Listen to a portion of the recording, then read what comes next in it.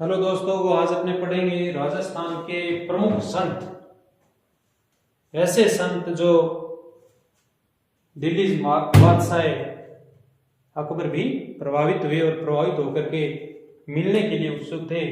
निमंत्रण भेज करके फतेहपुर सीकरी बुला के उनसे उपदेश सुने और उनको राजस्थान के कबीर के नाम से भी जाना जाता है। तो आज वीर शिरोमणि संत दादू दयाल जी के बारे में अपने पढ़ेंगे। तो संत दादू दयाल जी का जन्म 1544 ईस्वी में अहमदाबाद गुजरात में हुआ। लालन पालन लोधीराम ब्राह्मण था, उस लोधीराम ब्राह्मण ने किया था। वरदानंद जी और बूडन जी इनके गुरु का नाम है। राजस्थान के कबीर यानी राजस्थान का कबीर कहलाता है। प्रश्न बहुत इंपॉर्टेंट है, राजस्थान के कबीर किसे कहते हैं? तो दादू दयाल जी को राजस्थान के कबीर कहते हैं। कई भर्तियों में ये प्रश्न पूछा भी गया है। दादू ने ब्रह्म जीव जगत और मोक्ष पर अपने उपदेश दिए, यानी ब्रह्म पे, जीव पे, जगत और मोक्ष प्राप्ति के ऊपर अपने उपदेश सदुकड़ी भाषा में दिए। सदुकड़ी क्या है? सदुकड़ी जो साधुओं की भाषा थी, जहां भी देते थे उपदेश अपने, तो उस स्थान की भाषा में देते, सरल भाषा में देते, तो वो सदुकड़ी भाषा कहलाई थी। सदुकड़ी भाषा यानी सरल भाषा, साधु की भाषा। संन्यास के बाद आबू पर्वत आ गए, यानी संन्यास लिया। जन्म गुजरात में हुआ। आबू पर्वत ठंडा इलाका है राजस्थान के अंदर, तो वहां आ गए और वहां पे अपनी तपोस्थली बनाया। वहां इन्होंने अपनी तपोस्थली बनाया। 1568 ईस्वी में सांबर आ गए थे और दुनिया का कार्य आरंभ किया। धुने का जो कार्य है वो प्रारंभ करके और अपने उपदेश से देने शुरू कर दिए थे। बहुत इंपॉर्टेंट है। और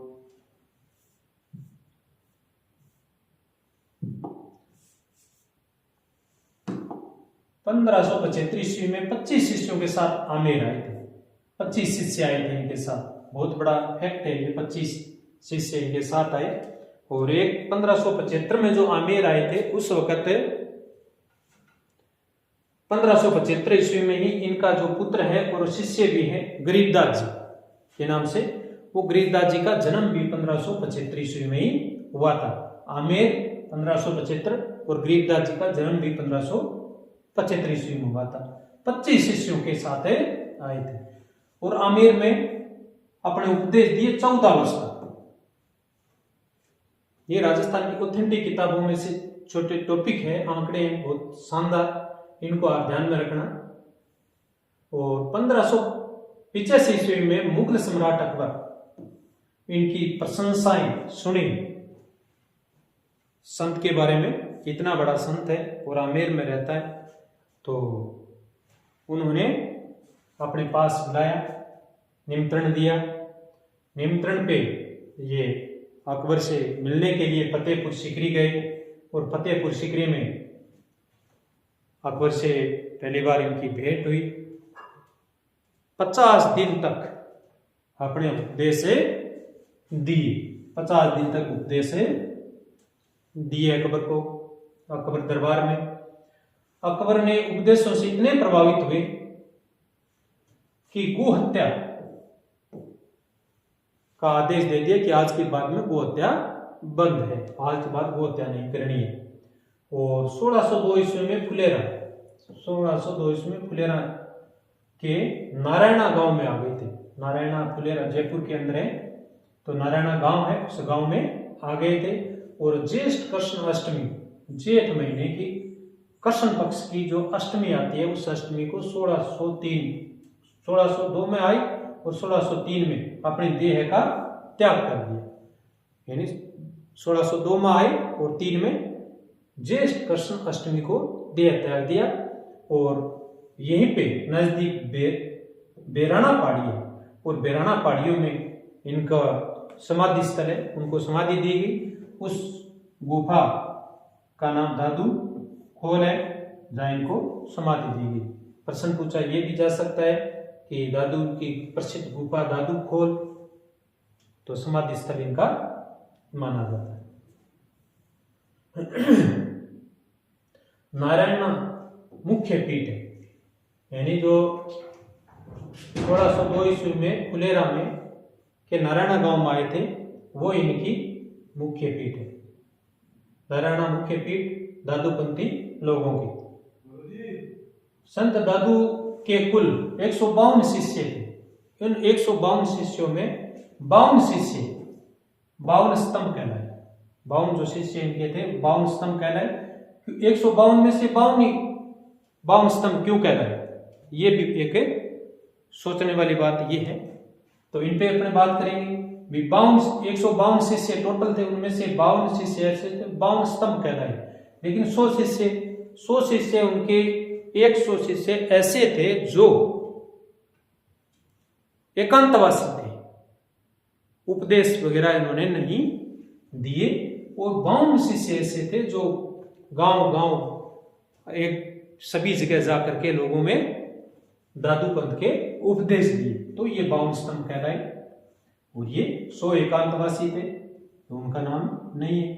अलख दरीबा दादू पंथ के सत्संग जो स्थल होती, सत्संग जो लगती थी, उस सत्संग स्थल को अलख दरीबा कहते हैं।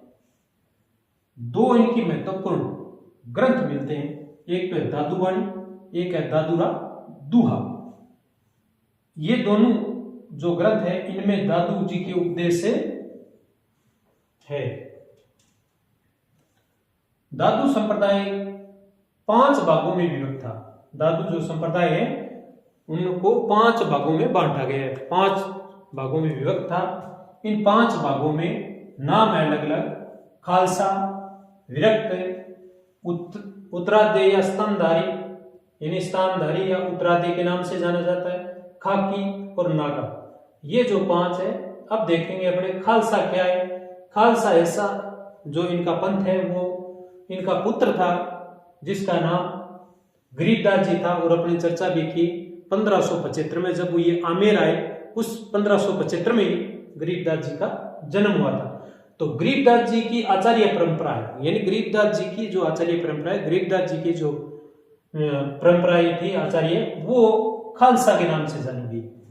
और विरक्त ऐसे इनके संत थे या इनके लोग थे, तो वो जो गृहस्थ में रह करके, यानी गृह कार्य या अपने गृह जीवन में, गृहस्थ जीवन में जी करके और अपने उपदेश देते, तो वो विरक्त कहलाए।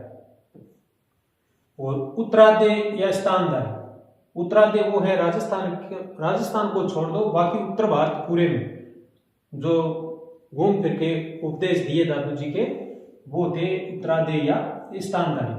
अब है खाकी वो साधु थे जो शरीर पर भस्म लगाते और जटा बंधाते, शरीर पे भस्म और जटा बंधाते, वो खाकी कहलाए। नागा जो वस्त्र नहीं धारण करते थे, वस्त्र ये धारण नहीं करते, वो नागा पंथ है, दादू जी का नागा पंथ कहलाया। तो ये थे 5 दादू जी के प्रमुख भागों में इनका दादू दयाल जी का संप्रदाय बंटा हुआ है, विभक्त है। वो नाम है इनका खालसा, विरक्त, उत्तराध्याय, खाकी और नागा। और अन्य जो महत्वपूर्ण छोटे छोटे टॉपिक के रूप में आपको ये आपके सामने प्रस्तुत किए हैं, तो आप उम्मीद है कि बढ़िया तरीके से इनका अध्ययन करेंगे और अपने लक्ष्य की तरफ बढ़ते रहिए। चैनल को लाइक, शेयर, सब्सक्राइब अवश्य कीजिए।